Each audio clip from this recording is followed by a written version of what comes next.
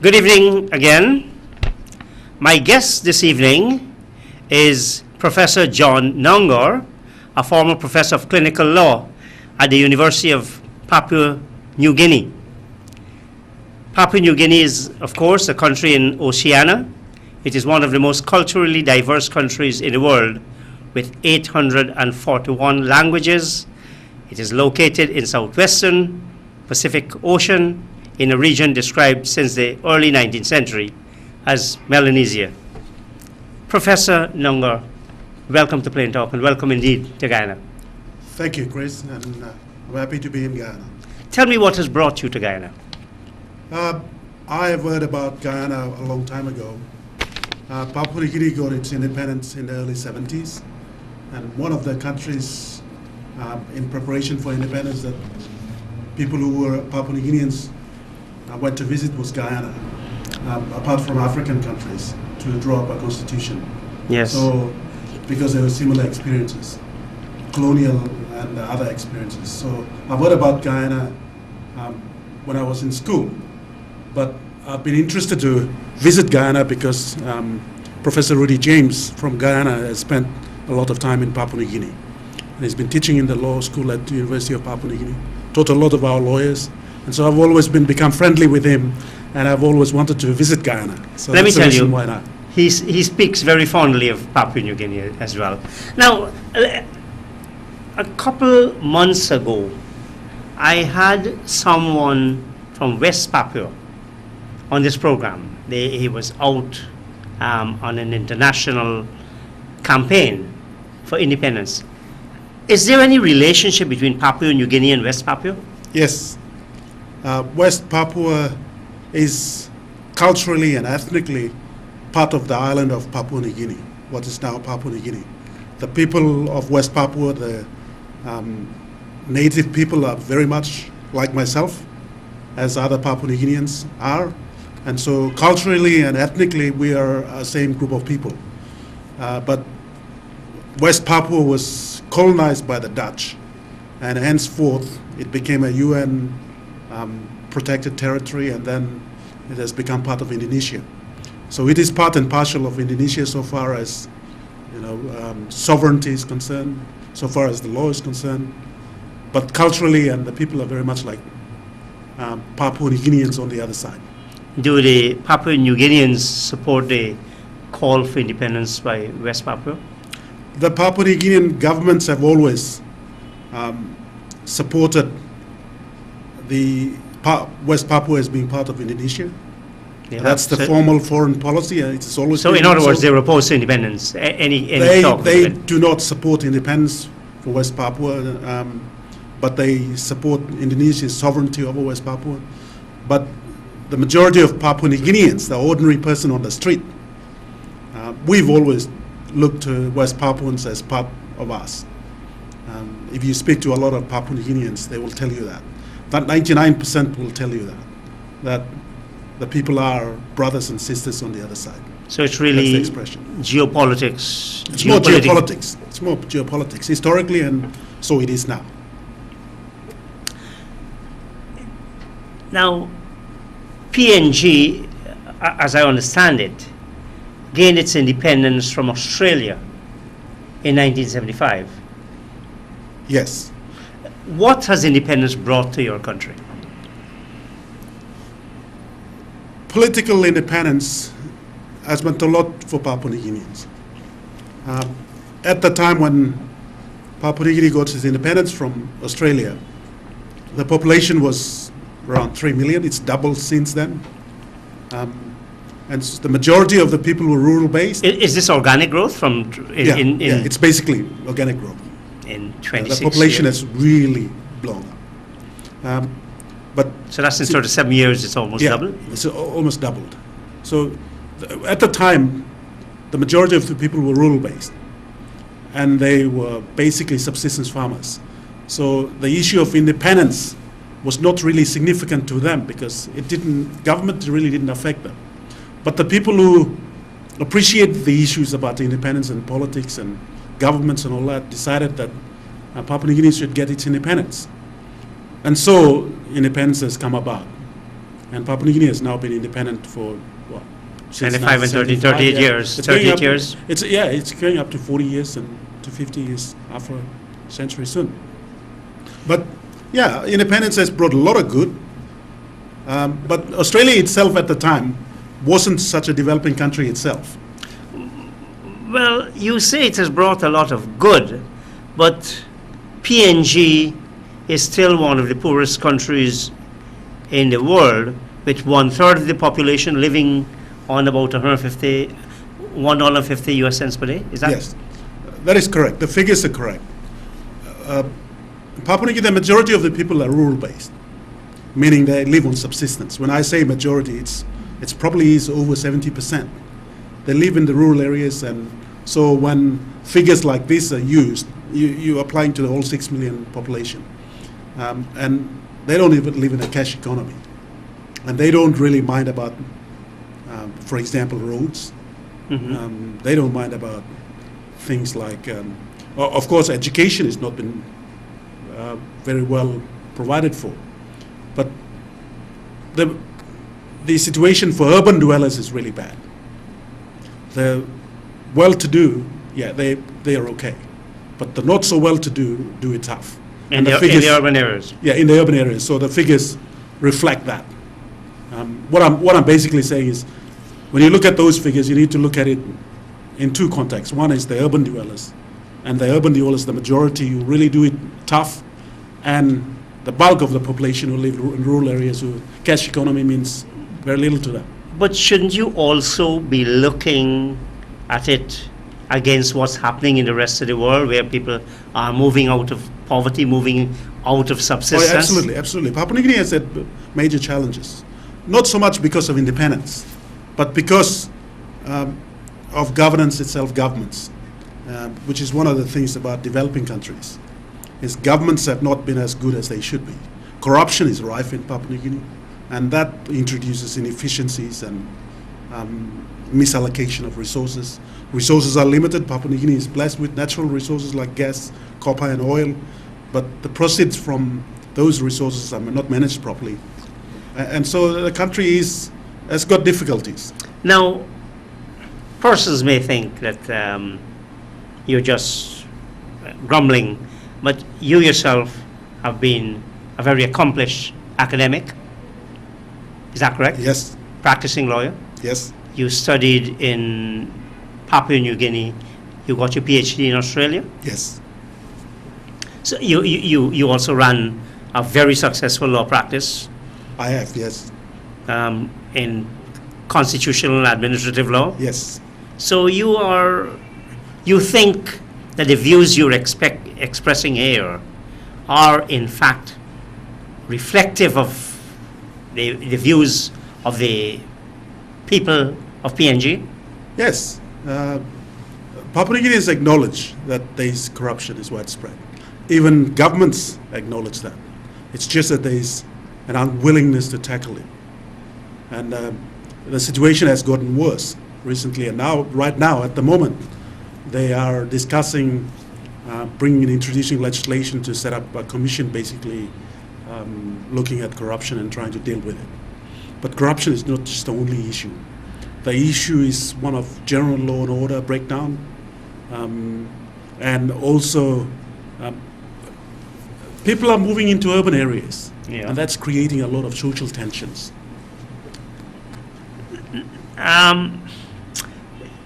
I understand as well, Professor Nonggorr, you were a director of Transparency International, Yes, the PNG chapter. yes, PNG is one of the most corrupt countries in the world. 151 out of 181, something like that. yes. Not many decent countries follow you. How Yeah. come, how is your country so corrupt? And what's being done about it? Transparency International was established in way back in 1998, and we have tried to. And from then onwards, it was not such a big issue of corruption, but we recognized that corruption was going to take hold, because the government institutions were weak, and people are not formally educated to recognize it. The majority of the people who've got the voting power to vote people, politicians in and out, they're not educated to recognize corruption. And so what transparency tried to do was to educate, make people aware that, yeah, corruption is a problem. It's affecting developing countries especially because of the social and economic issues, and that it was going to be a problem. So Transparency International was set up our chapter was set up in Papua New Guinea. And we tried to get legislation to be enacted, which some of them were successful. We tried programs educating people in schools and in the communities, but corruption has become a big problem now. Essentially because the government systems are weak. And where you've got government systems that are weak, corruption is likely to thrive. I get the impression, Professor, because you've actually come out of, you've left Transparency International, Yes. the PNG chapter. Am I sensing that you're throwing your hands up in the air and say, I give up, this can't be fixed? Personally, I think the only way it can be fixed is through democracy itself. People becoming aware and in the long run. So far as Transparency International is concerned, as an organization, it can continue what it is doing, but its efforts cannot solve the problem, because it's just an NGO organization. It can only rely on government activities and government programs. And governments, when you've got actors in government who are themselves corrupt, there is no incentive to do anything, because actually every incentive is to discourage it. So what has been your government's attitude to Transparency International and this very horrific assessment on the CPI? It's essentially lip service. They say we will do something about it. They will say, governments say we will do this, we will do that, we will set up legislation, we will improve the police force, we will make sure people who are corrupt in government are sacked, but nothing gets done. And nothing gets done simply because some of the politicians themselves are corrupt. I asked that question, Professor, and I hope you don't mind me pursuing it, because in Guyana, our government is often very antagonistic when the CPI, the Corruption Perception Index, is released. The government then attacks the index, it attacks the messengers, it attacks the organization. Do you have the same problem in PNG? We have a similar problem. And they attack it by saying that, oh well, where did they get the figures from? Or well, we've got our own problems. Other people have got their own problems, and these are left-wingers who are spreading propaganda. But at the end of the day, even without that, we know the place is corrupt. I mean, that's the thing. In Papua New Guinea, we don't need to be told by others that it is corrupt. I know it is corrupt. We all acknowledge it is corrupt. The politicians themselves acknowledge it is corrupt. So what's the problem? Well, you yourself, you're quoted on a site I saw, unbridled greed of politicians acting in their own interest rather than that of the people, leading to an illegitimate government. Could you explain that statement, if you can recall it? Yeah, government and democracy is about people giving a mandate through the vote, giving a mandate, giving their collective power to individuals to exercise. But really held in trust for the people and exercising it for the people. Essentially, that's what... It's a public trust issue. Yeah, Government is a public trust issue. It's democracy. That's what democracy is. People agreeing that, yeah, a few people should run their affairs, make the decisions that matter to them, and control the resources and all that. So it's an issue of trust. People entrust that responsibility. Collectively, they come together in a vote and they say, we want these individuals to do it. But the individuals, the politicians, they know that this is not their birthright. They didn't go to school to get that power. They were not like in countries where you pass on power and wealth through blood. You get that through your birthright, and they know that it's the people's power. And they should be exercising it for the benefit of the people. That's what democracy essentially means. But you see, in Papua New Guinea, the statement which I made is that the power and the resources that they control are for the people, and they're supposed to be exercising those and doing this for the people, the general public welfare and good. Instead, they not only get paid, but they misuse money, they misuse power, and to enrich themselves. And if you compare, and I'm pretty sure you go anywhere, you compare the simplest comparison you can make without going to school and using figures and all that. Is just basically look at the MP's salary or a civil servant's salary and compare it to the house or car he or she is driving. It's the simplest comparison you can make. Yes. And it just doesn't correlate. In Papua New Guinea, I know what the member of parliament gets. I know what the prime minister gets. And the car they drive and the house they live in, the number of houses they live in, they've got some in Australia. It doesn't compare. Even if they have saved all the salary, it wouldn't go to buy the car. Now, and then you start saying that we are not corrupt. But Professor, why, with people like yourself, as active, articulate, eloquent, courageous as you are, why does that continue? In Papua New Guinea, one of the good things is that we don't hold back. You don't? We don't hold back on anything.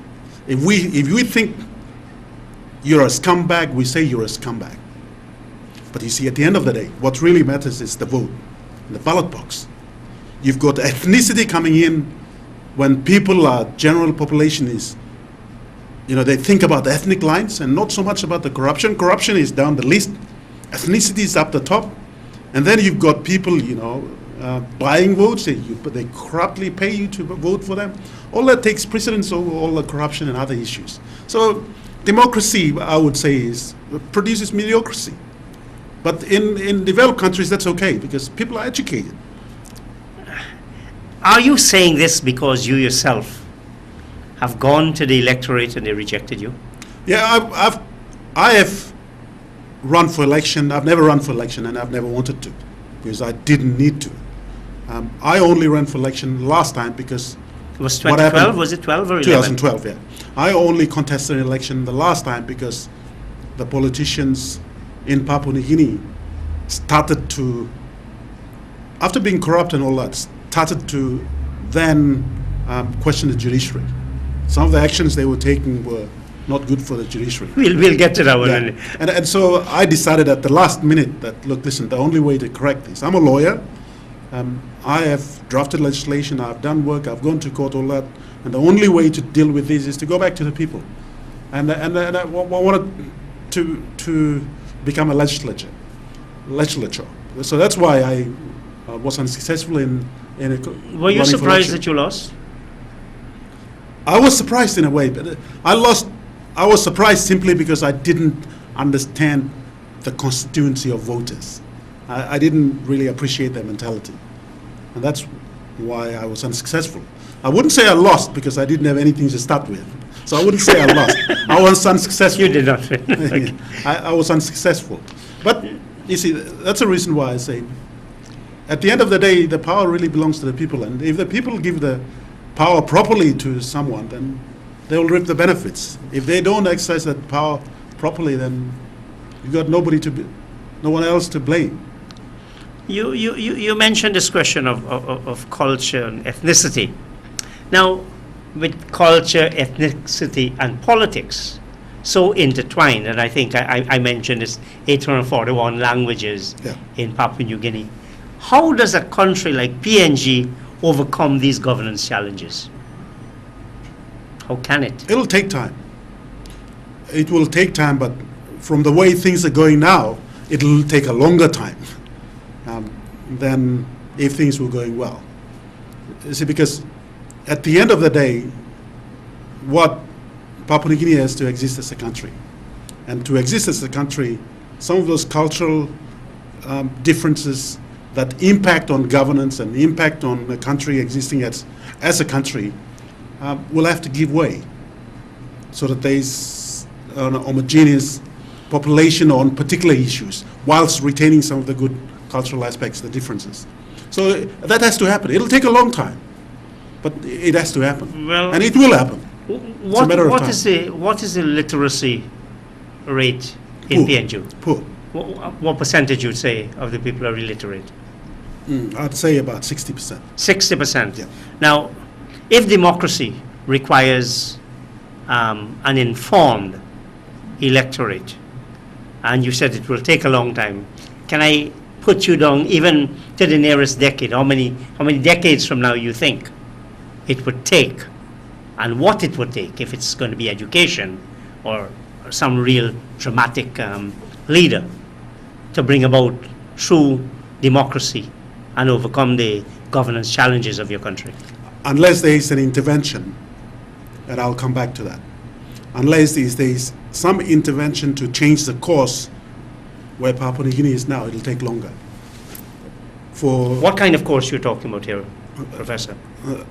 intervention, essentially something that stops the slide that Papua New Guinea is on in terms of politics, whether it is by means of intervention, by means of people protesting, the public protest, to stop the slide that Papua New Guinea is on, or intervention by a better government coming in, I don't know how, and stopping this slide, because every indication is that it's on a slide down. And if that happens, it only takes time. When you reach the bottom, then you make a turn around. And so that takes a long time. It goes slides down. Part of the problem is you never know when you reach the bottom. And if it can get worse, it does. Yeah, it was. You will know when you're reaching the bottom. You know, that is when the ordinary person on the street gets agitated. Okay. The ordinary person. Now, if you look at the taxi drivers, are very well informed. I'll give you as an example. But the security guard gets agitated and says, look, listen, I'm not benefiting from it. This is really hurting me. And 2, 4, 5 security guards down the street say the same thing. That's when you know that you've reached the bottom. And that is when, if nothing else happens, the security guard will take the front line in a demonstration. Then you know that things will happen. So that's, to answer your question, whether it's going to take 20 years for Papua New Guinea to turn around or 50 years to take a turn around. I would say if no intervention takes place, it'll probably take 30 or 40 years before it can turn around, because it's on the slide down. And I thought that we'd be able to stop it, but it didn't happen in the last election, and I can see things going down. But your second part of the question is, and this is a question for not just Papua New Guinea, and not for developing countries like Guyana, but it's also a question for America, Australia, these developed countries who think that they can, like for example what's happening in the Middle East, they think that they can go and impose democracy on like Iraq. That, yeah, we set this up and democracy will flourish. It won't. It won't happen. It will take a long time, just as it's happened in England and elsewhere, for democracy to really take root and for people to understand and appreciate. You can't plant democracy in a place. It's not like a tree, you can go and plant it, uproot it and go and plant it. People have to grow with it. And the best way to do it is to get people educated. Education is so critical to everything, whether it is economics, whether it is governance, democracy, all that. Education is critical. Once you've got the majority of the population are formally educated and appreciate the issues that are involved and voting accordingly, exercising that right to vote accordingly, then only can you improve things. How does your system of government operate? How are they voted in? I guess universal adult suffrage. Yeah. Is it first past the post? Yes. Is it proportional representation or what? First past the post. It's very much similar to Guyana. No, Guyana is proportional representation with a mix of geographical representation. Okay. In Papua New Guinea, a person gets one vote. That's it. Okay. That bit, yes, universal adult suffrage. Yeah, person gets one vote. The country is divided into electorates, what are called in some other countries called colleges. Yes. They vote a representative. each electorate is supposed to be proportionate, equal to another electorate in terms of population and area. So representation, as much as possible, is they try to be fair. So one person gets one vote, and we've got 109 seats in the national. Seats in the national parliament, what we call the national parliament. You call it here the assembly. 109 parliamentarians voted in by a person having one vote. Can you have independent candidates in your Yes. country? You can. You can have parties, you can be an independent, you can be anybody you want. Professor, you're an attorney at law, very accomplished one at that. Why does democracy in former colonies, and you were yourself a colony, with written constitutions and a whole panoply of safeguards, why does democracy seem so elusive in those countries? You would have thought, we came from Britain, we got, well, the majority of us, Yeah.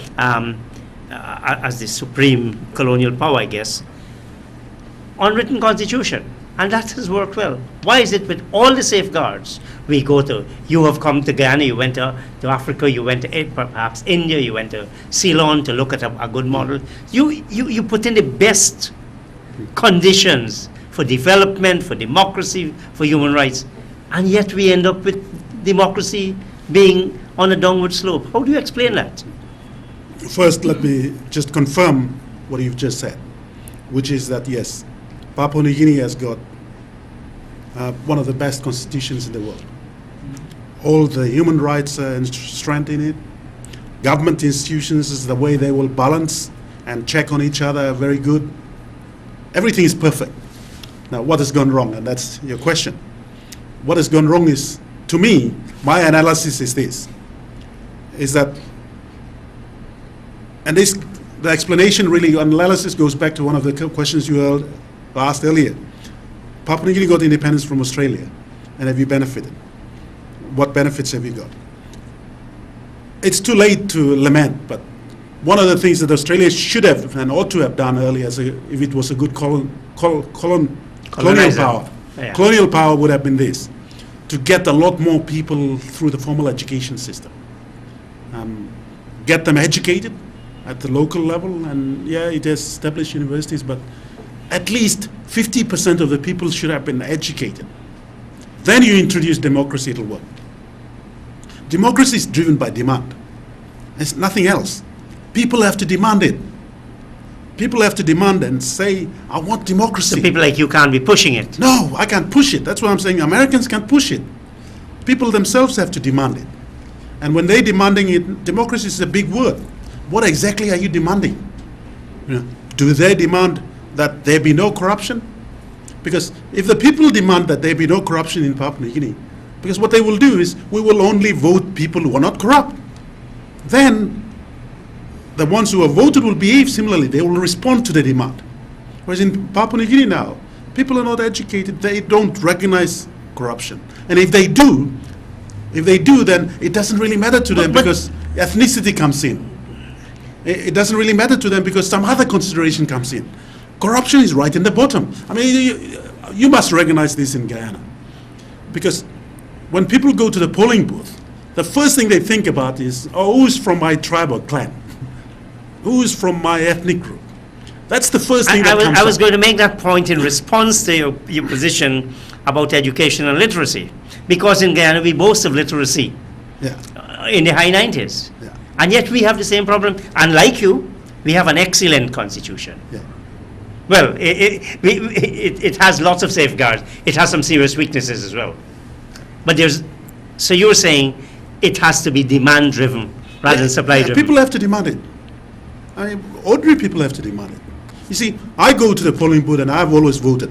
And my demand is that I want to vote somebody who's clean and intelligent. That's my demand. If the majority of the people would like me, corruption wouldn't be there. Ordinary people have to demand it. Because if you don't demand it, the guys up there who will do something about corruption, whether for themselves or for the country as a whole, they will respond to it. That's the only way to do it. If people are not demanding it, they won't do it. On Plain Talk this evening, our guest is Professor John Nonggorr of the Papua New Guinea. He's a university professor, practicing lawyer, columnist, and social commentator. We'll now take an ad break.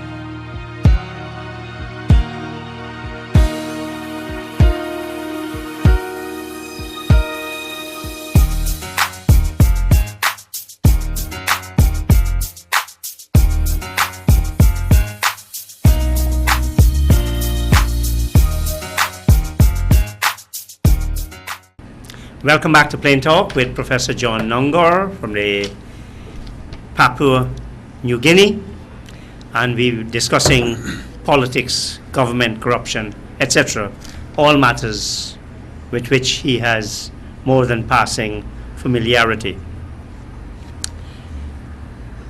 PNG, its economy is mainly in the mining and resource sector. It is one of the fastest growing economies in the world. It is one of the most corrupt countries in the world. Is there a correlation, mining, fast growth, corruption? Yeah, there is. There is. Once you have weak systems and structures of government, breeds corruption. Corruption is everywhere. People tend to think that corruption is only limited to developing countries. No, corruption is everywhere. The US has got corruption. Australia has got corruption. Britain has got corruption. We know it. I've lived in those countries, and you see corruption all the time. But it is small compared. And it is the impact it has on it. That's it. The impact that corruption has on institutions and on the welfare of the people is so much more in developing countries. And that's a reason why corruption is a bigger problem for developing countries, and rightfully it is raised a developmental challenge. Corruption in Australia or in the United States, where it happens, the government systems are so strong. The economy is so big. It's just a mosquito bite if it happens. But whereas in developing countries where the government systems are weak, corruption not only destroys and weakens the government systems, but also it affects people right down the education, line, health, housing, everything. road, water. And it's not just corruption. Where corruption exists, the biggest thing that goes with it is inefficiency. Corruption breeds inefficiency. And once corruption gets into government, the systems become inefficient, and the loss occasioned by inefficiency is much more than even corruption. And so it's a problem for developing countries. It poses, not only it's a social welfare issue, it's it affects institutions. So what you've got is, corruption is a major problem for developing countries like Papua New Guinea. Or even for that matter, wherever corruption exists. If it exists in Guyana, it's a big problem. The inefficiency that corruption brings is so much bigger. Not too long ago, your country made the news when armed policemen entered the Supreme Court precinct in Port Moresby, the capital of your country, and arrested the Chief Justice. What was that about? That's almost unthinkable, isn't it? That's unthinkable, but it can happen anywhere. We had hoped that it wouldn't happen in Papua New Guinea. It happened. Now it'll take a long time to bring confidence back. Papua New Guinea independence for this period, the judiciary has always been respected. The laws have always been respected until that particular incident. You know, earlier on in Papua New Guinea's independence history, a Minister for Justice was charged for contempt by the judiciary because the Minister for Justice said contemptuous things against the judiciary. And it was a female. She was, unfortunately, it was a female. She was charged for contempt and she was sent to prison for 9 months. So Papua New Guinea's judiciary from the beginning was strong. It has become weaker and weaker because of the general... Who was your first Chief Justice? Was it an Australian? Our first Chief Justice was an Australian. And then a Papua New Guinean. It was during that period. The Chief Justice resigned and then a Papua New Guinean became a Chief Justice. And it has always been strong until recently. Now, this particular incident which you're referring to is all mixed up in politics. Once you've got a system... But you have separation of powers, isn't Yes. it? You have the judiciary, you have the executive, you have the legislature. Our system is... Papua New Guinea's political system separation of power is modeled along the English. Yes. It's much closer to the English than to the Australian system. But we've got separation of powers. Could you explain that a little bit? What the Australian model of separation of powers means? Because our understanding is judiciary, executive, and legislature. Yeah, Australia has got the same. It's just that the parliamentary legislative side is different. It's got two houses. Okay. Whereas in Papua New Guinea, we've got just a single, like Britain. And Britain has two houses. The Yeah, House of Lords Britain and the has House of Commons. House of Lords, but House of Commons. Lords are not elected. Yes, that's correct. Whereas the real politicians are elected in the... Anyway, yeah, let's go on. But in Papua New Guinea, it's got separation of powers. Judiciary is separate from the legislature is separate from... It's good. On paper, it's really good. Actually, it's better than even Britain because we've got everything written down in our constitution. That's what I said at the beginning. Yeah. In terms of formal instruments and institutions, it's good. So how does this slide take place? This came in because, and this is where any country has to be careful, even including Guyana, has to be careful as to in relation to the power, especially between the executive and the legislature, the parliament. You have to be careful. That's what happened. In Papua New Guinea, the executive basically took over parliament. The executive was running the parliament. There's no real legislative activity which was not approved by government. Government would always push things through and get their way. Once you have that, power is going away gradually from the legislature to the executive. And the legislature is the people, they represent the voters. But we've got to be careful. Our young democracies, be careful. In Papua New Guinea, what has happened is that the executive assumed more and more power of the legislature because they had the power of the purse. They run government. And so the legislature basically lost control. It is supposed to be the only control on the executive. Remember, the legislature is supposed to be the control on the executive. But once you have that compromise, you'll never get it back. When the executive takes control of the legislature, there is no check on the executive. A day-to-day, and that was what Papua New Guinea was happening. Started to happen 20 years ago. Gradually until we got to the stage where executive ran everything. Now, budget, executive would say, we want this. Parliament, no debate, nothing, they pass it. They give you the mandatory five days notice, and then once the budget time comes, they stamp it and that's it. There's no debate. Even sometimes they would stop the opposition leader from giving a speech and just pass the budget because of the control. Now, we're talking about the judiciary, but what has happened in that case is that once the legislature loses control and check on the executive, then the executive grows powerful. And once the executive grows powerful, what chance has the judiciary got? That judiciary is a toothless tiger. It ought not to be, though. It ought not to be. But it can only be effective if the legislature is checking on the executive.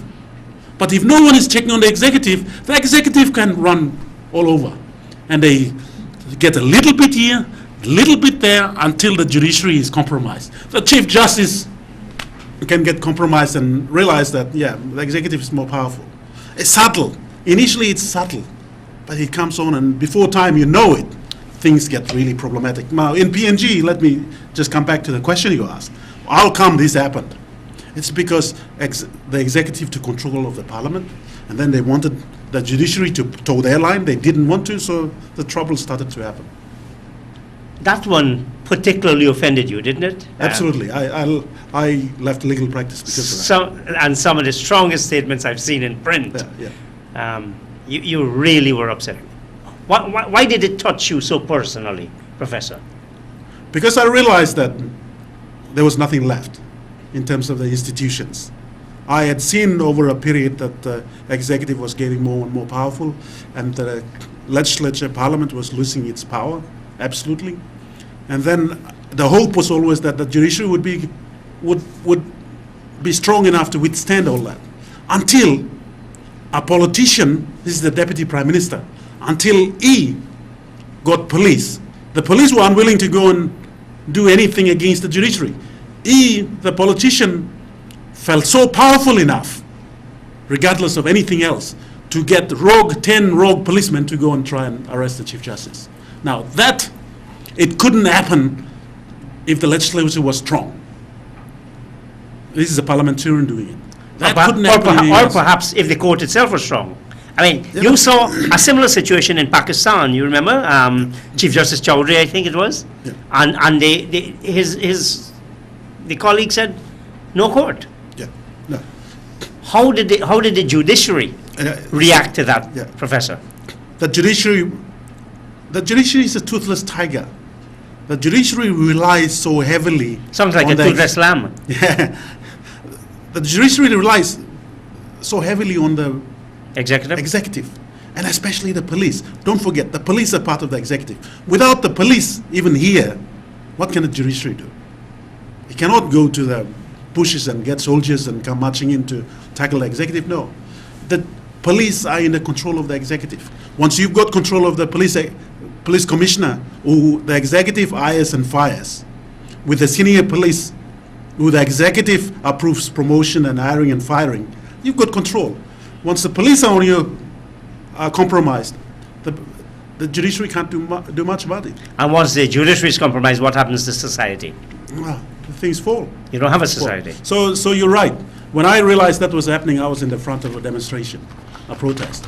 And now things have cooled down only because there was an election that has taken place. But the damage it has done the damage is already done. And it'll take a long way to repair it, if it will be repaired. But that's not just for Papua New Guinea. It is there everywhere. Governments and people have to realize that the separation of powers must not be just a talk. They've got to practically think about it consciously, especially by politicians, especially in a country where, and this is the problem, especially in a country, the executive, the ministers and the prime minister, they have to appreciate what it means, because their term in office is just short. The impact that it happens on the country is so much for the long term. See, in Papua New Guinea, this particular incident happened. Is this deputy prime minister, he probably will not be there 10 years, another 15 years, but the damage that has been done to the country and to the institutions. That's exactly why he doesn't care, is it? Well, some people don't care. Perhaps a less contentious and emotional issue, Professor.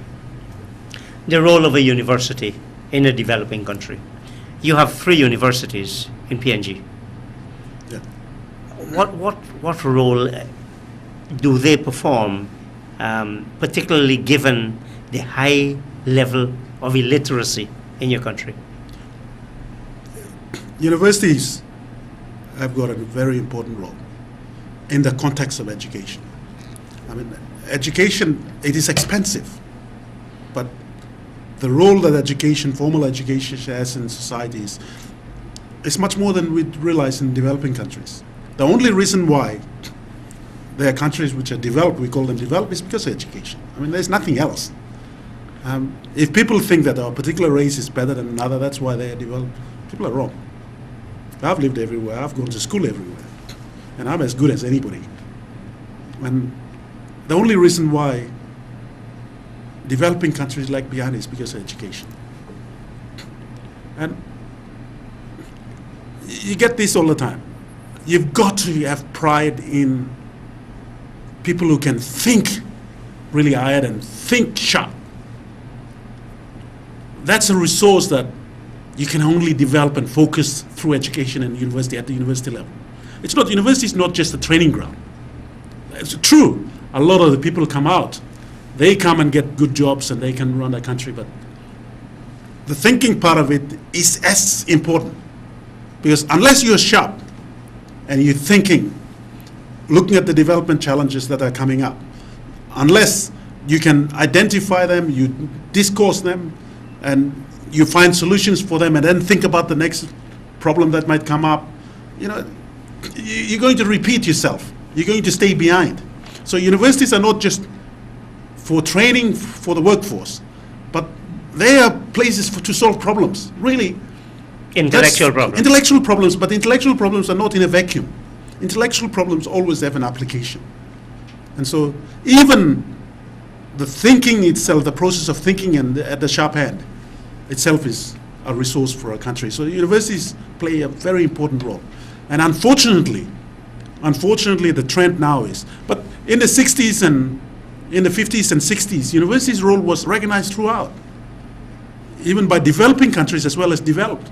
University education was so valued, and university teaching, people were treated so well, resources were poured into universities, and that has now slowed down. Because I think of materialism that has come in. The pop culture, materialism, all that stuff has reduced the value of a university education. But, for society to get ahead, and especially for developing countries, universities are so important.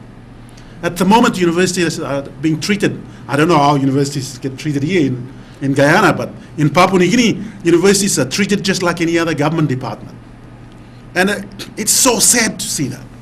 Whether it comes to funding, whether it comes to people being treated in terms and conditions, in terms of facilities, in terms of resources being made available, and in terms of people's general attitude to it. They're being treated like government departments, and universities are not government departments or agencies. There is a school of thought that, look, all these abstract concepts that universities get engaged in might be inappropriate in developing countries. Let us go for things that are practical. Let's forget the art. Let's forget history. Let's deal with science. Do you belong to that school of thought? No. I am a lawyer. I can see why people, for example, say art and history it doesn't mean much. We don't need art and history people to come and do anything for our country. But no. For people to think at that level, art has got a very important role to play. History has got a very important role to play. And for people to be grounded in that in order to do whatever they want to do in life is a resource for the country. And I disagree with these people who say, and these only the only people who say is public servants say this, and politicians say this. Say, why spend money on training this person in history or in art or whatever, when what we want is doctors, we want lawyers, we want technologists to go and fix this machine. But life is so much more than that. If you look at, again, I go back to history, but if you look at historically, in the developed countries where there is writing and everything documented, the thing that has lasted is not any of these things, but it's art, it's culture, it's the buildings. Those are the things that make a place and make a people. And universities are all about that. Universities are not, otherwise you might as well have a technical school or polytechnic. Don't think about the university.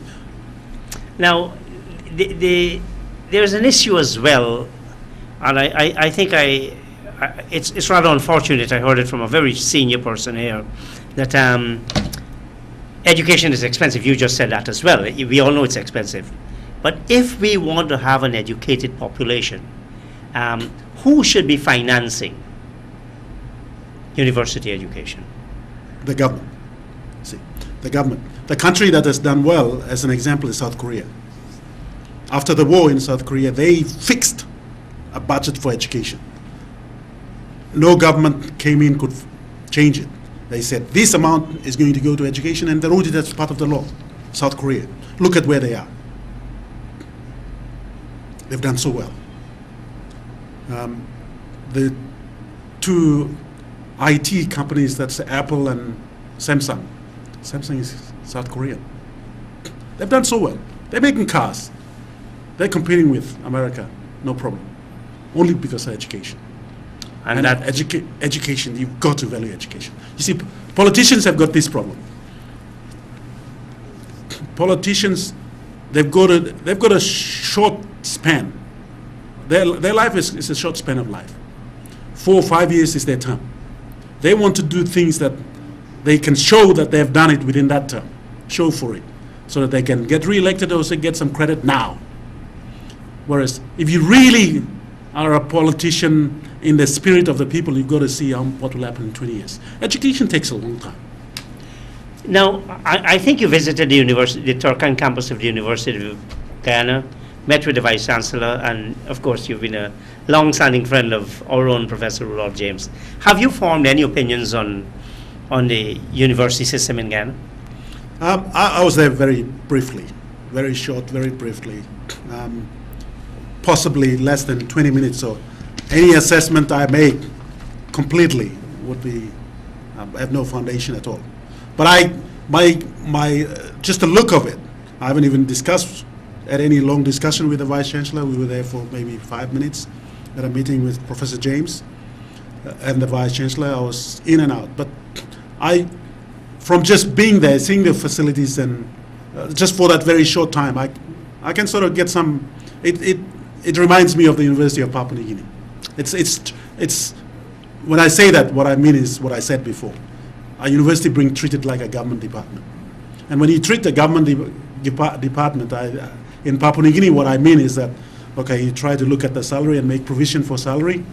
You try to make provision for the basics, and then there's nothing more for the university to function as a teaching research institution. That's not what the university is all about. No, that's when you do that, you're really treating it as a government department. You've done some writing on copyright. Yes. There was introduction of copyright, I think it was sometime in the 80s, and you said Papua New Guineans would not be impressed by fancy arguments advanced elsewhere, that it is immoral to copy somebody else's work, and that the country should adopt copyright laws to enhance its international standing. Could you please explain that? Yeah, at the time when I wrote that, which was some years ago, what I essentially meant was this. Most copyright ownership is in developed countries. Copyright ownership, most material that is copyrighted is in developed countries. And that material is required by developing countries for education, for all that sort of thing. Unless they have a licensing system to allow developing countries to use these things without any problems, copyright is a big developmental challenge for developing countries. As developing countries get better and develop their own materials for teaching, for discussion, then copyright is something valuable. But the impact of copyright on developmental challenge is big. So that is indeed so, but does it not work both ways? And you yourself, being a producer of intellectual material, it costs money to do that. Absolutely. Don't you think, in the interest of good order, protecting your own, I'm suggesting that you should see, I'm sure PNG produces great artists, people in various areas who have produced work and need to be protected as well. Yeah. I still believe that for copyright, for educational material purposes, there should be an exception for developing countries, a blanket exception. I think without any payment? Yeah. Shouldn't the government be negotiating? If you said earlier, education is expensive, shouldn't you be paying and saying, look, and you negotiate internationally? Yeah. You negotiate volume. wouldn't that be better than to allow any form of illegality? Well, it depends on illegality in an international sense. But for example, if Papua New Guinea doesn't have copyright law, then it's not illegal to copy in Papua New Guinea copying materials. I can understand. I can make a distinction between, for example, music. I understand perfectly. There needs to be copyright. That material that is pirated and sold, it's a breach of. It's immoral. And it's part of the rule of law that you hold dearly, isn't it? But when it comes to educational materials, books, papers, articles, and all that sort of thing, I know there's somebody writing it. And that person, for example, myself, if I am writing it, I need to be paid for it. That's what copyright is all about. Yes. But at the end of the day, some developing countries can afford it. And there are two ways of doing it. There are actually three ways of dealing with copyright on educational materials. One is for you to have a copyright law and everybody pays for it. Now, two is to make a general exception and say developing countries, whichever copyright organization is in charge, say exception. Education materials is copy. That would be pretty difficult. It'd be difficult. It'd be difficult. But one has to recognize that for the benefit of those copyright owners, that if it is used for education materials, made education cheaper, then in the long run it works out better for everyone. Well, you see, I mean, Professor James might have told you about Derek Bernard, who, from the University of Guyana, the late Derek Bernard, and he complained that, look, he did his geography book, excellent work, and it's being photocopied and sold, or it was being photocopied and sold on campus. That can't be good for the rule of law. If there's a copyright law in Guyana, and if people are copying it, then it's a breach. You should have copyright law. That's the point I'm making, though. Yeah. In the interest of order. Now, Go for on. education, we disagree. Fine. I read a very contentious, in my view, statement you made, that you're quoted to have made, that young people from your country would benefit from working in plantations or picking fruit in Australia, and saying how law and order is kept there. Yeah. Is that your statement? I would have made a comment on it, and the context in which I would have said it, and I don't know where this came from, but it's on the internet. Yes, sir. I would have said it in the context of this, that young people, the angle, it was not so much so that they can go and make money, become a laborer and make money. No, it was in the context of, okay, see how systems and institutions run, where they run well, and they come back and say, okay, our police does this, our things do this. Okay, in this other country they do it differently, so that they're exposed. That's probably the context in which I said that. Young people need to be exposed to something else, run better. Professor John Nonggorr of the Papua New Guinea, thank you very much for appearing on Plain Talk today. I wish you well, and thank you for coming to Guyana. Enjoy the rest of your stay, and all the best again. Thank you, Chris. Thank you for inviting me to come and talk to you and share my thoughts with you. Thank you very much. And let me say publicly, thank Professor Rudy James of the University of Guyana for facilitating this interview. Operators and viewers, thank you. Good night. See you next week.